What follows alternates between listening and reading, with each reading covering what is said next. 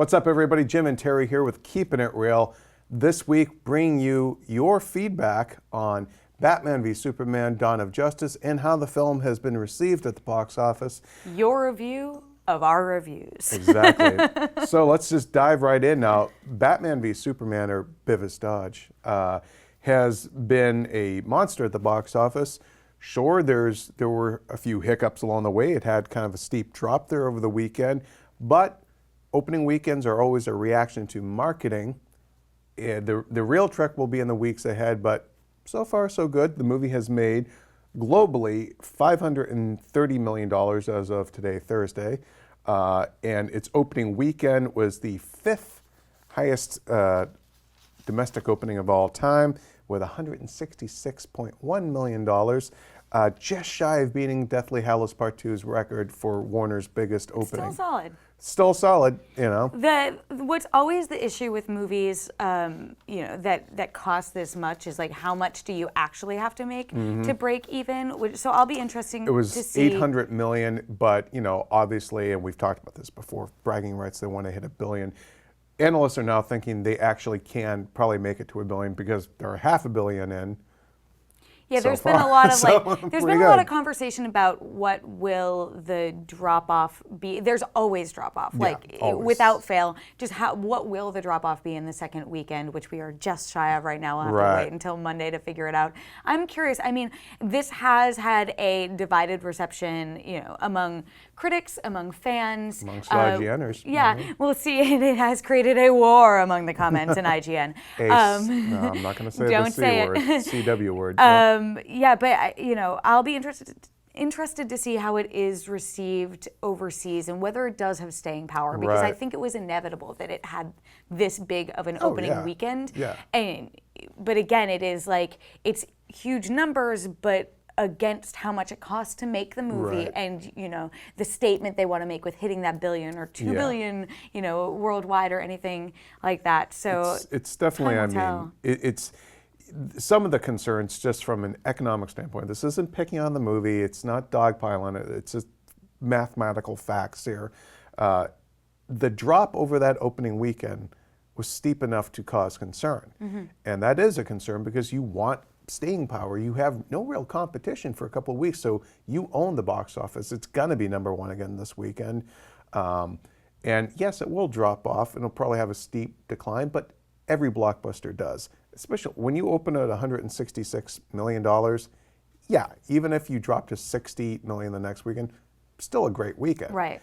So, but part of the concern has been that drop off combined with the cinema score of B. Now, cinema score are exit polls of moviegoers. It is not Metacritic. It's not Rotten Tomatoes, where it's some sort of aggregate of critics. Literally, when you walk out of the movie, what is the score you get? What do they think of it? They give it a B, which you would think, going to school, it's like B's pretty good. You're happy with a B. Not so much with cinema score. Cinema score, a B is lukewarm because if you're walking out of that movie and you're not like, that was awesome, I'm going to give that in the A range. If you're putting what ends up being an average of a B, then you're like, yeah, it's okay. It's now that B cinema score happened to be the same score audiences gave Green Lantern and Catwoman and Batman Returns, though. And it's one of the lower scores of any Batman or Superman movie. Superman 4 got like a C+ or something like that. But it's lower than what the Dark Knight trilogy made. It's lower than Man of Steel. So that's a cause for concern, because we're speaking now about word of mouth, repeat viewing, things that will sustain this movie in the weeks ahead. It doesn't have, obviously, this has been talked about, a solid review base there of positive notices to run on. Which Although again, I would like to point out, I'm one of the few freshes on there, so for everyone attacking me, I did give it a passing grade. You could say I'm like the teacher that just didn't want to hold the kid back another year, just wanted him to graduate. But I did give it an okay score, so lay off, please. I mean, I think the cinema score thing raises an interesting point, because people took that news and took it as being a negative, but the gut reaction you have coming out of a movie, like, that is captured in a cinema score.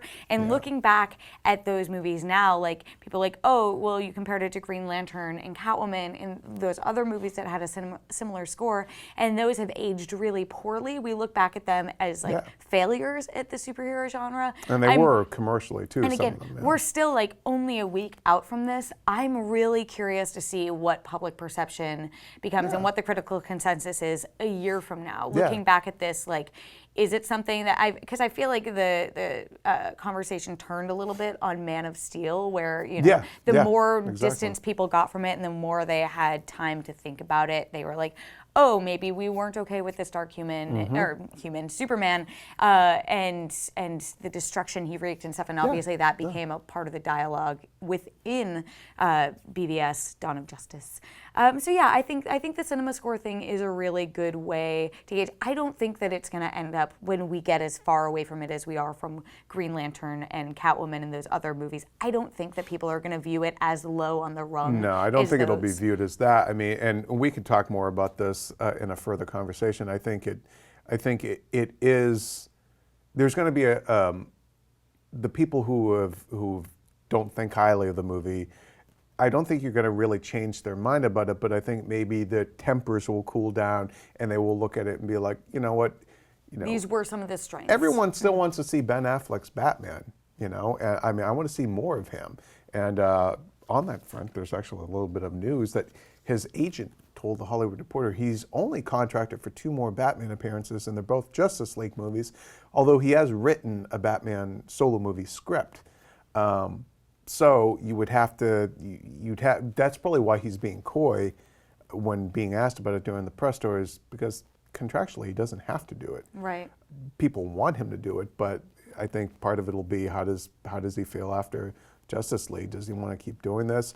If there's backlash against Justice League the way there has been with BVS, maybe he'll feel like enough's enough. I mean, one sad Affleck meme is enough to probably dispirit anyone. Although I would say the antidote to that, plug, this guy right here, Batman v Boston, played a little pop quiz with my fellow masshole. You're a masshole too. Wicked Cool Justice or something? Yeah, Wicked Cool Justice. And basically, just a little pop quiz with him, like who's smarter, Batman or Will Hunting? And he loved it. Yeah, we had a lot of fun with it. So check that out. It's a nice antidote to the sad Affleck. If you guys want exclusive, keeping it real news drop right here about Jim's Batman v Boston, there was one question, this versus that didn't make it. Jim, you want to let the world consider know? This a bonus feature. Breaking like on news. A Blu-ray. Boo, boo, boo, boo. Okay, this one's a little blue.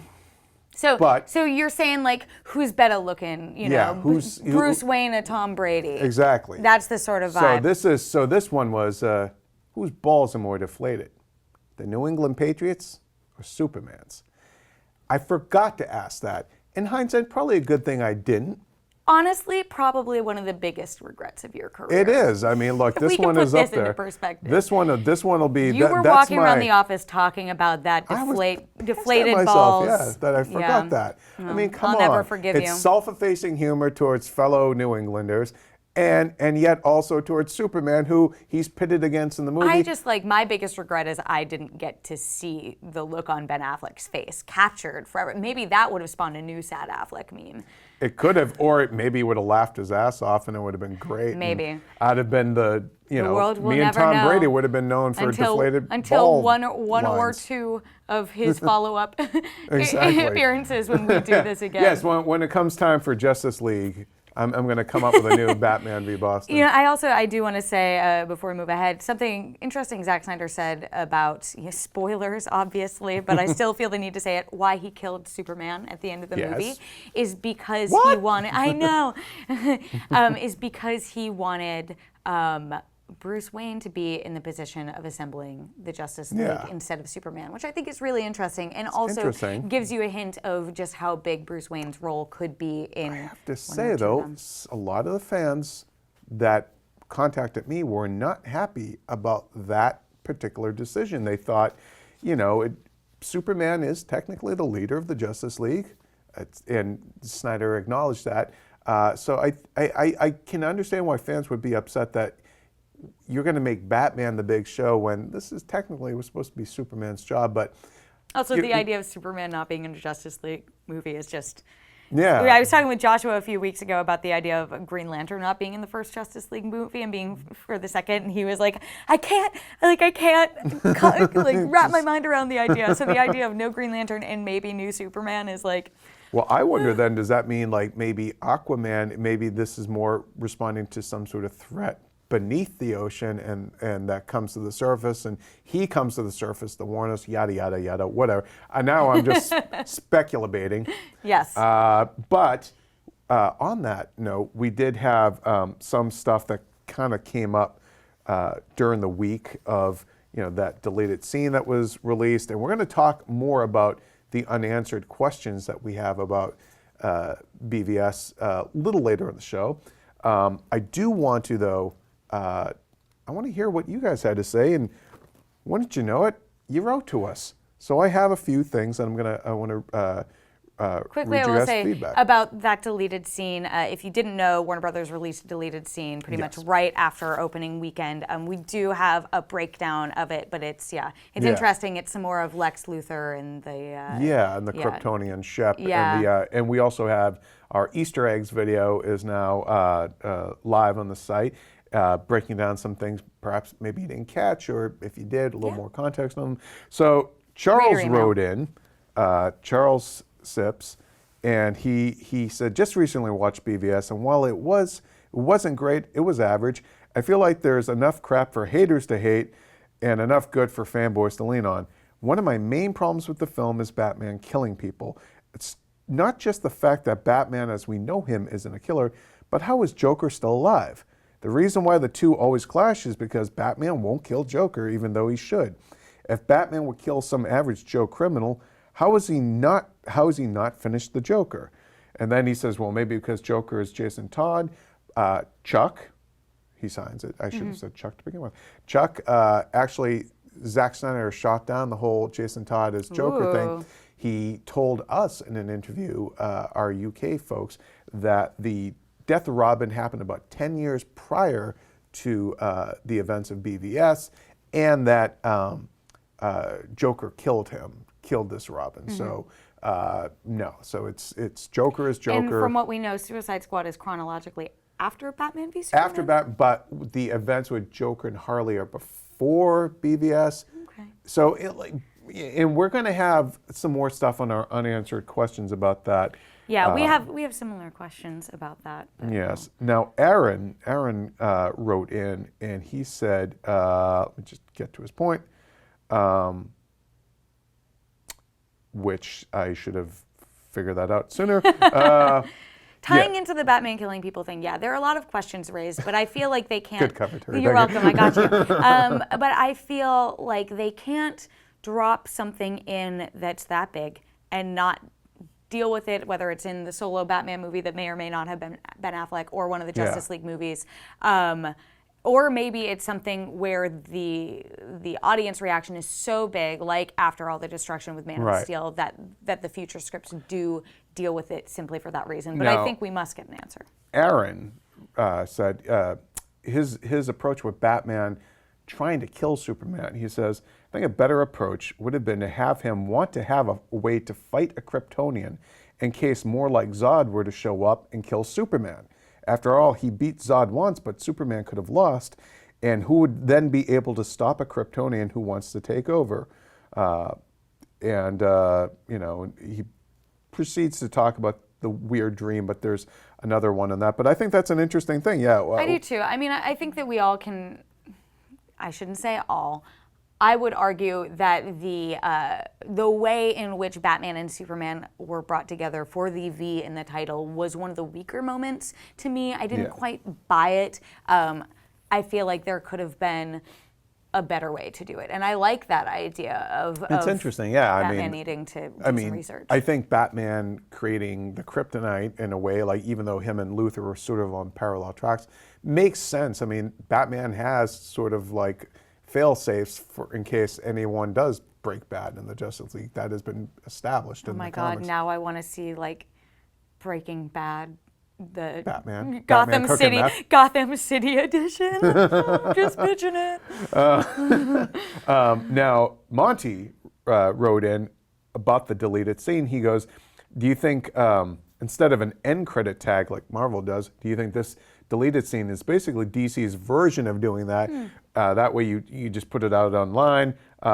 You give DC gives a deleted scene online to speculate on the future, as opposed to an end credit that may or may not tie to the next movie. So that is the best explanation I have for that deleted scene, because that deleted scene raises so many more questions than I already had about the movie. Yeah. Okay, you watch that deleted scene and it doesn't really add any more explanation. You're just like, wait, what? This could have been a part of the movie too. Well, there's yet another thing here, and this one you guys is, had thoughts about Batman v Superman. This guy didn't sign off on his name, but it's Trogdor or something. Trogdor. Oh God. So okay. You're dating yourself. Trogdor was a man. He was a dragon man. I'm going to show that to you after. No, I'm not going to keep going. But my Oscar voice, my Academy Awards voice, that was the one you couldn't handle. So he writes in and says about the flash warning. He said, I thought it was fairly obvious what was happening in that, and that the dream sequence, and that dream sequence to some extent, it seemed clear to me that the dream was the future if Lois died at a certain point while Darkseid was there, causing Superman to go over the edge and join Darkseid for revenge on Batman for whatever he did to cause Lois Lane's death. This would explain the parademons not attacking Superman's troops. It would mean that since Lois died, Superman turned. And then another reader. Wait, that's interesting, because I thought that it was fairly straightforward what is being warned, but I thought it was more future than what was within the context of the movie. Well, is our other reader going to deal with that? Matt Cornell wrote in and said along those lines, he thought the movie was really well done and enjoyable. I was really surprised that this did not come up during discussion unless I missed it, but I feel Zack Snyder is taking on an Injustice Gods Among Us storyline, or leading that way. In the nightmare sequence, the soldiers and mercenaries had the symbol of Superman, which fits perfectly with the regime from Injustice. As for the Flash dream sequence, I feel that the comment you were right about him he was right about Superman and that Lois being the key. So ending thoughts, Superman comes back to life, and then Lois somehow dies. Superman goes the route of injustice, but aligns himself with Darkseid and all that. So that would be really interesting if that's what part one of Justice League was. Yeah. If it was bringing back Superman, but in a villainous role along with Darkseid, and then they have to get him back into the team. I mean, it could, and it ties in with some of our unanswered questions, which we're about to get to. But we did speculate like a year or so ago in a past podcast about Justice League. I think when they announced it was a two-part thing, and we were kind of wondering if they would do the Death of Superman Lives. And it was me or Carl or Roth or whoever, somebody, I think it may have been me actually, suggested, what if basically Justice League is like if they kill off Superman at the end of BVS, and Justice League is all about trying to bring him back. Well, I'd like to say maybe I saw that one coming, but no tooting of my horn. You just spent a minute tooting your own horn, and neither of those people are still here to tell you you're wrong. But if only it had been recorded. Yes, I'm sure it's out there somewhere. Now, a longtime listener, first time writing in, Paul, says, my big question is, do you think DC would have been better off releasing Suicide Squad sooner than BVS? And it should be Warner Brothers, not DC, but regardless of quality, BVS was always going to make a ton of money. I feel, though, that the poor reviews of the film and mixed feelings of fans will hurt the momentum of Suicide Squad. Perhaps it would have been better for Suicide Squad to come out first and benefit from the combined momentum of that film and BVS. Keep up the amazing work, and may the Schwartz be with you. Thank you, Paul. It was a very good question. However, I disagree with both points. I think that much like, to compare it to another studio's rollout plan, much like it is smarter to do The Force Awakens before Rogue One, I think it is much smarter to do the big flashy, kicking off the big game plan project first, which is Batman v Superman, because a lot of people might not know what Suicide Squad is by not be paying attention to the DC expanded universe. Right. I think it was much smarter to do that. And then even if people are uncertain about, or mixed, should say, about how they feel about BVS, Suicide Squad is a different beast. It's not a sequel. It's another story. It's a different set of characters, even though Batman is in it. And it's being sold tonally differently. Yes. It seems more... It's got Will Smith in it, I too, know people gave you a hard time for bringing up fun in your review, but it does seem more fun. It seems more like again, I don't mean to be comparing it to Marvel, but like the Guardians of the Galaxy of the bunch, where it's far enough removed from the direct, it's a little quirky. It's a little different, different from the straight Justice League story. On the Suicide Squad tip, IGN can confirm that additional shooting is underway on the film. It started in the past week. And just to give some Reshoots. context on that, these things are always scheduled out ahead of time. You can't just do something in reaction to a movie that opened up last week. That's like, it's like trying to turn an aircraft carrier on a dime. There's too many moving parts, people involved, everything. So, so Suicide Squad reshoots underway. Don't read too much into them. So, we've done some. Oh, wait. Is this your favorite reader question? Yes. Okay. It's a run-on sentence. It's not really a question.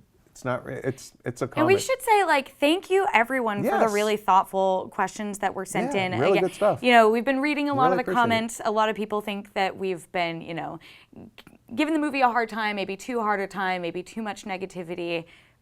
I'm sorry that you feel that way. Internally, we do not. It's a big conversation about a big movie, but anyway, do want to say thank you everyone for the thoughtful responses, and we really appreciate it. Travis Carter writes in, that was subject line, BVS, you're dumb. Y-O-U-R, I should say. You're dumb.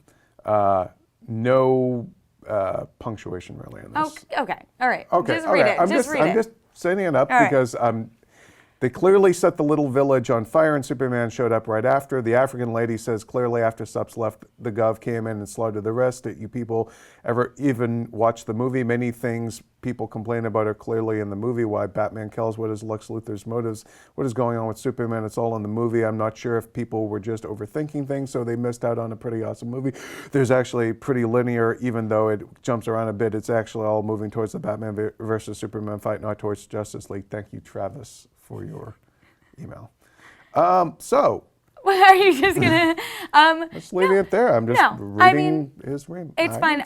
Jim has seen it 3 times. Yeah. I will say that. Obviously it was moving towards Batman v Superman, but I think it is Dawn of Justice. Justice is in the title, okay? The bell has been rung. Oh, damn it. Back in the day, older, longtime listeners and viewers will remember we used to have a bell. And we would do it whenever somebody swore. We can't swear anymore in these things. But, ding, ding, ding, ding. But ding, damn ding, it, ding, if there was ever a time for the ding, bell ding, ding, to ding. make a return, it's on this. Next week, I'll bring it back. Next week. Okay, so we have something else we want to move on to. Yes. We're going to do a segment now of our unanswered questions about Batman v Superman: Dawn of Justice. 10 of them. That Terry's compiled. We've all kind of chimed in on it. So, without further ado, let's dive in. Terry, kick off. The biggest question yes. that I came out of Batman v Superman with. Yes. What is happening with the dirt? Okay, real quick. We saw, and this is pointed out in our Easter eggs, the dirt rises in Man of Steel when Superman's about to take off. So clearly, he's alive. How? We'll find out. And is it just a visual cue to say, okay, there is some hope, he's alive? Or is there something off camera? Is it not really coming from the coffin? It's the biggest question to me. All right, number 2. Are the Justice League members aware of each other? As in, are Aquaman and the Flash aware of people like Wonder Woman and Superman and Batman out there? I'm sure Aquaman knows about Superman because if he's in the, because the world engine went in the ocean. I'm sure Aquaman's like, somebody's messing with my hood. Yeah, I'm really interested to see if we deal with that in the Justice League movies. Their awareness Flash of would each other know that beforehand. Superman exists. I mean, I think everyone knows Superman exists, but does Flash know about Wonder Woman? Probably not. Which leads me to my next point, number 3. How much did Lex Luthor learn in the Kryptonian ship? And again, we see some of that in the deleted scene. But I'm so curious to know how much more does he know than was immediately relevant to this movie. Did he actually, was it confirming things that he had already kind of discovered before? Like how much legwork had he been doing on metahumans before Superman showed up? Because something tells me that's a lot of stuff to dig up in just 18 months, but perhaps it was. Speaking of metahumans, yes. Number 4. Why is Batman surprised about metahumans when he sees, about Wonder Woman and Green Lantern. We're not seeing him. No, and Cyborg and the Flash and Aquaman. Didn't he deal with metahumans when he imprisoned all the Suicide Squad members? Well, I mean, look, we know Suicide Squad takes place partly before the events of BVS and after the events of BVS. He catches Joker and Harley Quinn. Killer Croc is a Batman villain. I think he counts as a metahuman. When you're a man, Croc, I think. Or maybe his surprise was over something Diablo else. exists in that. So part of my curiosity then is, obviously people know, at least in the government, that metahumans exist because they've been locking them away. Does that lead us into another one? It doesn't, but it almost was a segue. Number 5 is how in control of everything is Darkseid. And that ties back to me to, how long has Lex Luthor been his pawn? Is it just since he went into the Kryptonian ship? Again, tying back to the deleted scene. Has he been aware of everything going on here for a while? Is he sending these dreams to Batman, these sort of premonitions? Yeah, how much is he being a puppet master of the events of this movie, of BVS? Or is he just coming to be aware towards the end? I mean, the whole bell has been rung thing is that Darkseid going, ooh, wait, what's going on over in that neck of the woods? I should go check that out. But I somehow think, BVS might be indicating that Darkseid has had his eye on this for a while, and we do see that the mother box technology from the New Gods in the deleted scene and in part in the Cyborg origin scene in the film. It hints that things are all tied together, but much smaller in scope. But number 6, what happened to Wayne Manor? It looks pretty destroyed. I wonder if we'll find out more about that either in Suicide Squad, if there are flashes back and Joker and Harley Quinn are dealing with Batman, or if that will be dealt with in a Batman solo movie, or if we're even supposed to care. Or is it tied into the death of Robin? Is it basically That is a good segue. Teeing up the next one. Oh, well, let's do that. Which is number 7, and this is going back to an earlier question, but did Robin's death make Batman okay with killing? Well, I mean, to tie in with the reader email we had tackled before about if Batman's okay with killing, why didn't he just kill Joker? Maybe that was the turning point. I think, that really... you maybe there is no wiggle room morally or otherwise anymore for this. Regardless, I do want to know why Batman is okay with killing and what that results later. Nobody, no matter how many times you hit me up, you will not change my mind that it's wrong to have Batman kill. But that's a separate conversation. Okay, number 8. Does Lois Lane know Bruce Wayne is Batman, given that she saw half of his face in the Batman v Superman fight? I'm thinking yes. I mean, I don't think, though, it's any accident at the end when we're at the funeral. She's standing there and she's standing there, but Bruce Wayne and Diana Prince are kind of hiding off to the side. It's not like he goes up there and says, my condolences or anything like that. Right. So he's paying his respects, but he's not advertising his presence. So maybe she doesn't quite know. Maybe she doesn't, but then that ties me back to Lois is the key. Is this part of a bigger picture plan? Right. Number 9, and again, this is more focused on BVS than looking forward, but was Lex Luthor expecting to get caught? Because he did the bombing at the Capitol and the fact that he released Doomsday. I think it was a little bit transparent that he was the one behind the deleted scene these. shows the SWAT guys coming in. He did draw a lot of attention to himself, so it does seem like it would be very difficult to kind of talk your way out of it. Clearly he goes to jail in the end, linked to the Capitol bombing because we see him at the Capitol building, yet he leaves. People would have known he was there. Also, just want to point out real quick, the official LexCorp Instagram, the viral marketing, today said that distancing themselves from their owner. Smart PR move. Smart PR move. They take no responsibility for his actions, but they are shutting down global operations. Speaking of the fallout of those actions, there were 2 victims of the Doomsday attack. And this is my big number 10 question. With Clark Kent dead officially in the papers, how will that be resolved when and if Superman does come back? Because that also, I guess that Clark identity is sort of null and void at that point. I'm thinking at this point then they just, either the world will find out that Clark Kent is Superman or just we will never deal again with Clark Kent, Daily Planet reporter. So Perry White, eat your words. he never did turn in those stories. He didn't. We'll never find out what happened at that football game. I just want to point out one last thing real quick is that with Suicide Squad and Lex doing legwork on metahumans, I do wonder, does he have any sort of help in the Suicide Squad? Is he helping Amanda Waller, like, just snatch these metahumans maybe and she'll lock get him them out of away? prison then. Maybe that's why he's okay with being caught. Okay, so those are our questions, big and small, about BVS and what's to come. So we definitely want to know, do you guys have any answers? Was there an obvious one out there that we missed? Do you have other big questions that we didn't talk about? We definitely want to know, so let us know in the comments. Well, not everything has been Batman v Superman this past week. Over the weekend, we were at WonderCon here in Los Angeles. It is an annual event. There are, many cons around the country, WonderCons around the country, but we were at the one in downtown LA where we did see some upcoming movie stuff. It was primarily more TV heavy this year. Agents of S.H.I.E.L.D. had a big presence there. Yeah, it was a little bit of a weak slate on both sides, nothing too big. But in terms of movies, I mean, the big ones were Teenage Mutant Ninja Turtles 2, Out of the Shadows. We had The Conjuring 2. We had Lights Out, which is a new movie, and a horror movie, and Ratchet and Clank. Ratchet and Clank, yeah, those were all the big ones that we covered there. Now, you did you saw some footage. I was at the panels for Teenage Mutant Ninja Turtles 2, which it was sort of, studios have sort of gotten in the habit of releasing the whatever footage and images they're going to show beforehand. So there wasn't really anything new there, but the footage definitely focused on Stephen Amell joining the cast as Casey Jones. Right. He knows the right things to say to get people excited. So apparently he has some experience talking to I really like him in Arrow, and this seems like it's a bit of a little bit of a passion project for him. And he seems like he's super into it.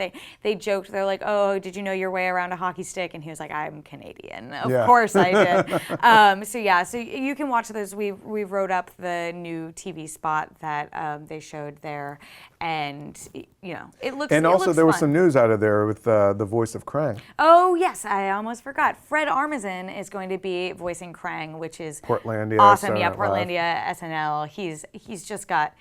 He's so good at getting into character, in comedic sketches, that I could just see him doing exactly what needs to be done. And I'm glad they went the comedian route too. Same with having Will Arnett in the movie. Johnny Knoxville was in the first one. And just giving it that sort of lighter feel, playful. They aren't taking themselves too seriously. Yeah, I interviewed Megan Fox and Amell for our Snapchat channel after that, and they definitely.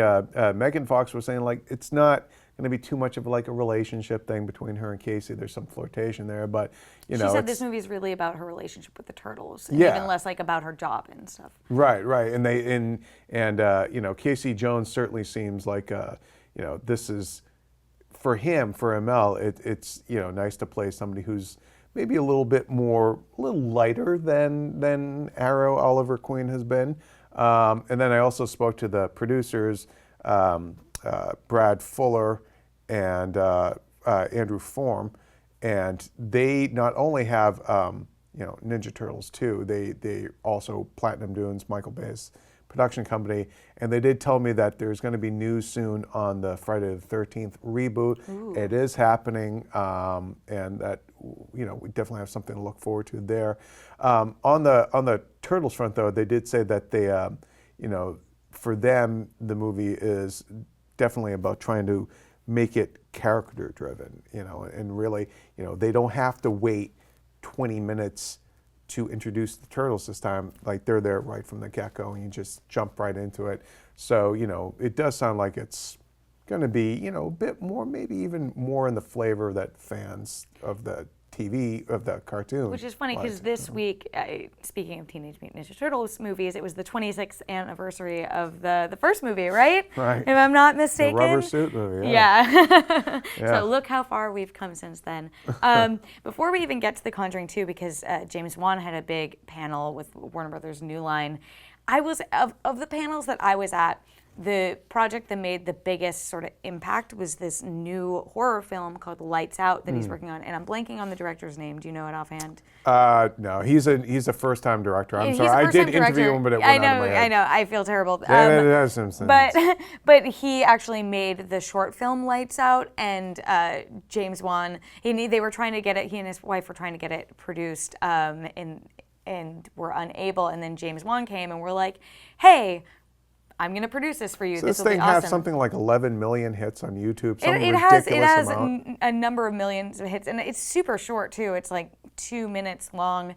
But yeah, the trailer for that looks awesome and really scary. And the movie stars Maria Bello, and it is this sort of fun twist on the idea of like someone having a special friend who's like causing all sorts of trouble. Because in this case, it's not the child. Like you are to me. Yeah, it's not the child who is haunted or whatever is happening by the villain Diana. It's actually the mother, who's Maria Bello, who has had this special friend for a while. And there's like this super creepy scene in the trailer where the son comes in and Maria Bello's character turns to him and she goes, sorry, did we wake you? And it pulls back and you see the figure, like a dark, shadowy bathroom or closet next to her. So yeah, it looks super fun. And I am the biggest wuss when it comes to horror movies. You all will find this out. I am like such a coward. You didn't go to see The Witch. I didn't. Although that's back in theaters this weekend stateside. Yeah, well, for one it's weekend. My chance if I can get the courage to go.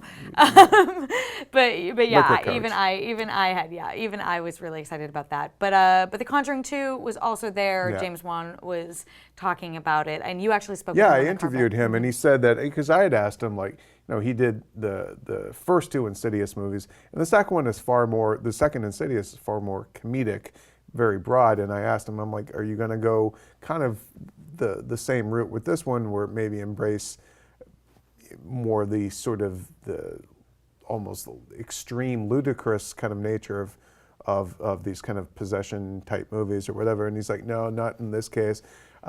Insidious is its own thing, and Conjuring, it's kind of along the lines of Amityville, and it's kind of inspired by even though it's set in England, it's inspired by one of the Warrens, the husband and wife team that Patrick Wilson and Vera Farmiga play. It's the Enfield case, which he was talking a little bit on the panel about why they chose that after Amityville, and he was like, it's just they're like two of the biggest paranormal cases that have ever and everyone's happened. Been doing Amityville. In fact, there's another Amityville. There was I remember A&E ran a series that a British network made as well, and I'm blanking on which one it is, but it was an Enfield haunting. So that actually is a pretty well-known, well-documented one as well. But it did, based on the trailer, again, there was a new trailer that was released and we posted it. It looks like it might be a bit more personal for some of the characters. It seems like there's a haunting that's coming after, after them. I also spoke to James Wan about some other movies he has coming up, one of which is Aquaman. Mm-hmm. And I did ask him, I said, there's been some criticism about the tone of BVS and that it's dark or, rather mirthless, if you want to put it that way. That's a good way of saying no fun. And you've been getting a lot of crap for being said. I was trying to navigate around that, but you went right for it, the pulsing vein, just right there. But he said that it's going to be a different tone and that it will be, in his words, fun. That those are just kinds of movies that he makes. And he wouldn't talk about any plot elements, even though producer Charles Roven did say that the movie is not an origin story. So he's not giving up the goods on what exactly is at stake here. But we do know that Amber Heard is Mera, Aquaman's queen, wife, and she's in the movie as well. So it's going to be interesting to see sort of what kind of story they come up with then. Can we just... I kind of like that it's not an origin story. You're just going to dive right in, Yeah. And then he also spoke about Robotech, and he said that it's going to honor his movie, which is long ways down the line because he does have Aquaman coming up.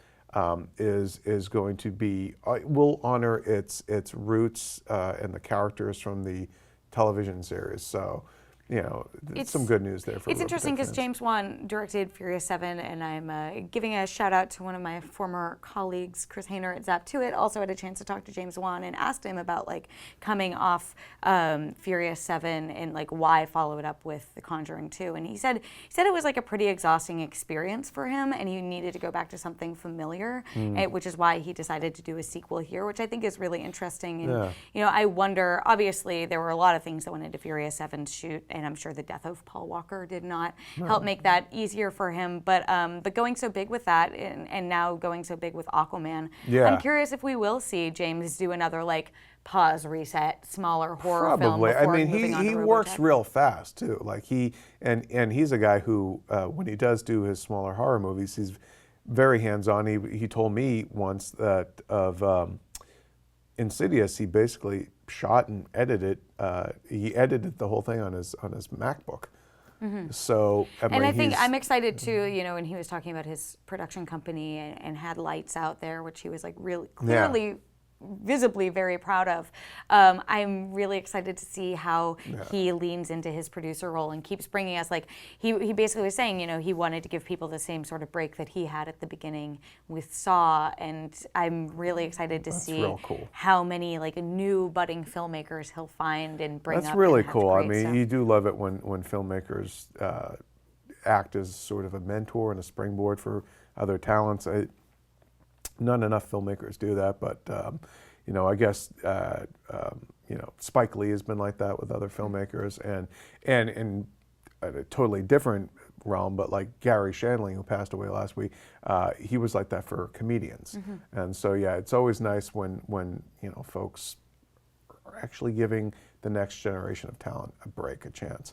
What else did we see at Comic-Con? WonderCon. Ratchet and Clank. All right, so I didn't see the footage. I mean, I've seen the clips and stuff, but I did speak to Bella Thorne and director Kevin Munro. Do you know that director Kevin Munro and I have Is it going to be a Boston together? Reference? No. Oh. No. I was a salacious past? No. A very geeky Hollywood past. What is it?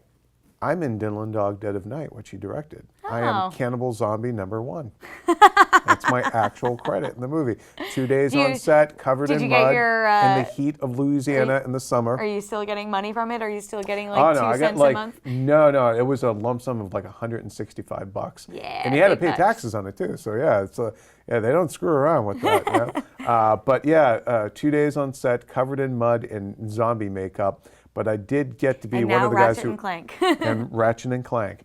So that was fun to bring that back up with him when I spoke to him for Ratchet and Clank. And he, he's a big fan of the games. He had gotten his start in video game animation, and he does feel like for certain properties, specifically Ratchet and Clank, animation is the way to go with these things. Right. I also asked him about. It would be so CGI heavy to try and make a realistic version anyway that it sort of makes sense to go. It would look like actually it probably end up looking like the Masters of the Universe movie from the 80s. He also spoke about the Sly Cooper movie, which he is developing for the same creative production entities, and that one seems a little more slow going. He had done that proof of concept trailer, which. Memory serves, we actually debuted. If we didn't debut it, apologies, but we ran it. I remember that, and that one is not greenlit. It's not coming out anytime soon, but they're still working on it. So fingers crossed if Ratchet and Clank does well, and that comes out April. Yeah, we have both that and Angry Birds coming out as animated adaptations. Yeah, so hopefully that will pave the way, make it a little easier for Sly Cooper movie to finally happen. Bella Thorne, who I spoke to, was only 18 years old, which really makes me feel old. She probably has much larger social media following than we can ever. 6.7 million actually. And so I'm more than IGN. Well, she follows me. What? Yeah, she was already following me too before. I don't know how that happened. Oh man, now you're just yeah. I'm kicking the table. I'm so mad. A little humble brag. I don't get to. But it's the little things. But she's playing a new character in the movie. Yeah, she enough does. about you, Jim. She plays Cora Verilux, who is a new character to the mythos, and she will also be in the new game that's coming up. So we did talk a little bit about that, and she actually, expounded on the idea of, it was more difficult doing the voiceover for the game than it was for the movie, simply because of the sheer volume of alternatives that you have to do. And, and she was saying how her brother's a big gamer, so even though she's not a gamer, she's learned a lot just by observing him play. But she definitely seemed excited about the movie. And Cora Verilux is like a galactic ranger who kind of comes to trust and like Ratchet as the thing goes on, as the story progresses. So, yeah, Ratchet and Clank definitely seems like it's I hope that movie finds its audience and stuff. It does have. I know Insomniac on the game side is really excited too. I talked to Ted Price a little bit about it not too long ago. Yeah, it was a couple of months ago, right? Yeah, and they seemed really enthused. And then what other movies were there? I think we covered pretty much all. I think that was it. But the thing about WonderCon is it is actually run by the same people who do San Diego Comic-Con, and there was some interesting news about that. That's coming up in late July. Which we're already having conversations about, already making plans for, to make things a little bit more crazy on our end.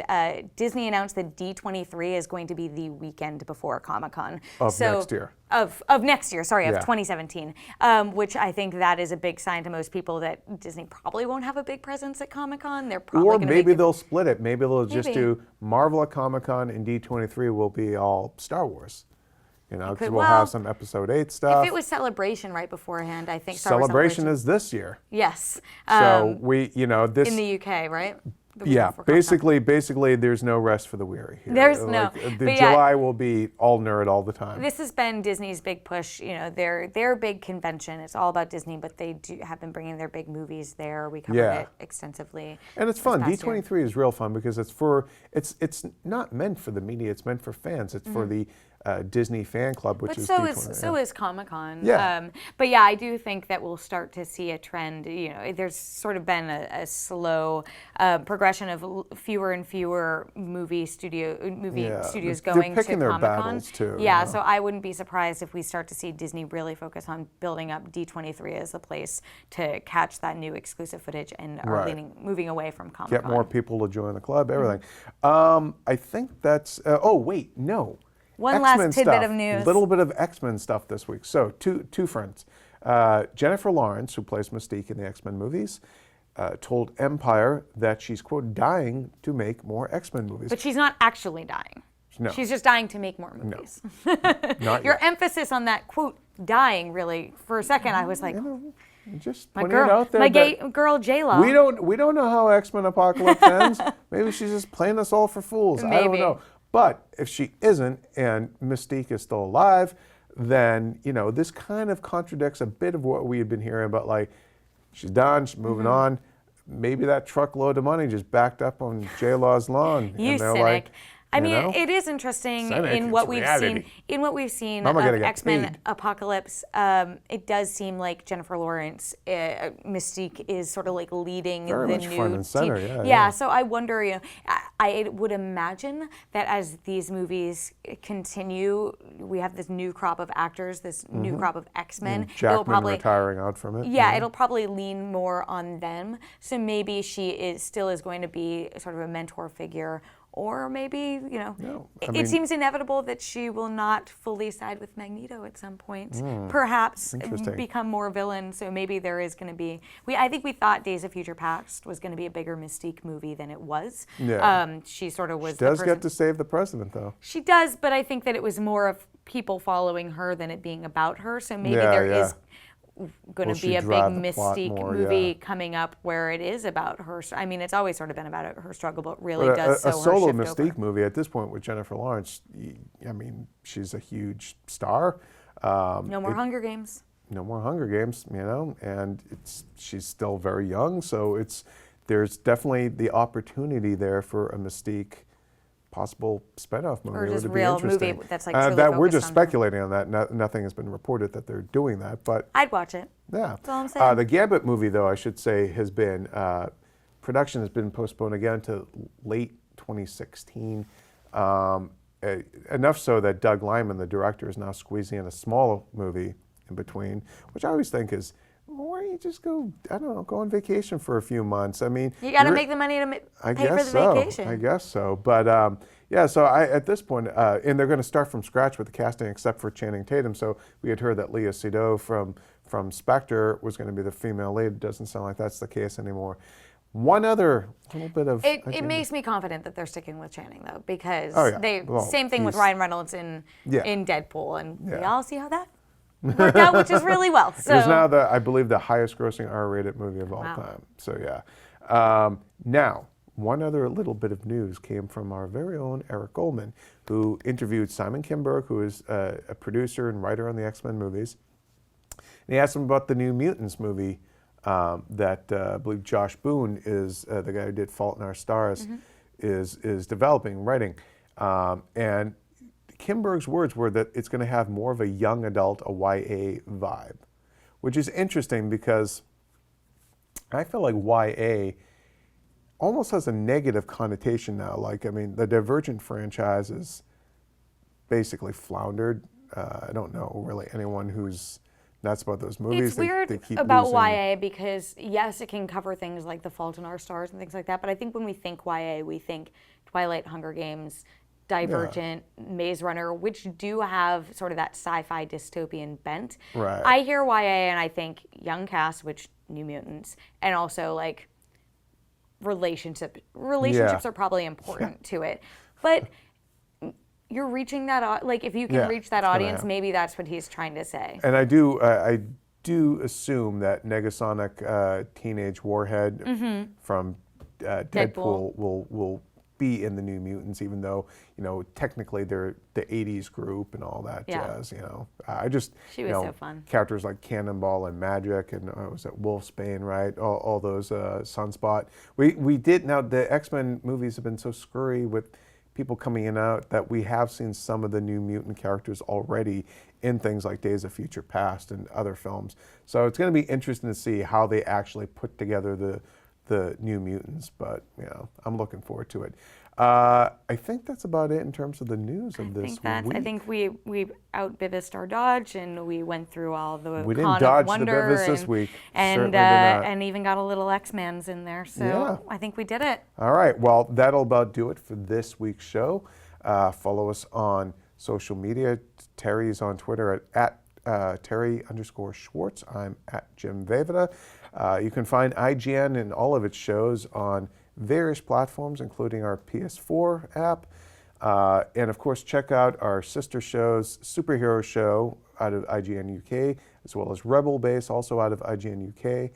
And for all things movies, comic book movies, Marvel, DC, sci-fi, any all movie, keep it here on IGN.